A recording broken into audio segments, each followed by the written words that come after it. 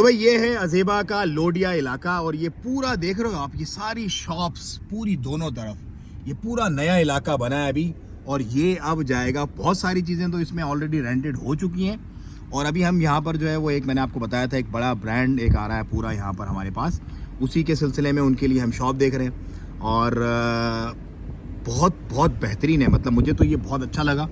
एक उस तरफ इसके समझ लो 18 नवंबर स्ट्रीट है और इसकी जो बैक साइड है वो समझ लो अपना सुल्तान काबूस रोड है। हर तरह की दुकानें, कुछ शॉप्स तो यहाँ पे ओपन हो गई हैं, जैसे ये शॉप है ये ऑलरेडी ओपन है अंदर, और इसी तरह वहाँ पर कुछ कैफ़ेज़ हैं, कुछ सुशी की शॉप्स हैं वो ओपन हो गई हैं। रेंट जो है वो ऑफ कोर्स जैसे होता है जगह बाय जगह के हिसाब से है सारा, किसी दुकान का कितना है, किसी दुकान का जो कॉर्नर्स हैं और जो ड्राइव थ्रू शॉप्स हैं उनका उस हिसाब से है और जो अंदर की शॉप्स हैं वो उस हिसाब से। लेकिन ये बहुत बड़ी स्पेस है देखो। तो ये वो सारे मामला हैं जो मैं आप लोगों को बताता हूँ कि भाई देखो ये सारी चीज़ें अभी रिसेंटली बनी है।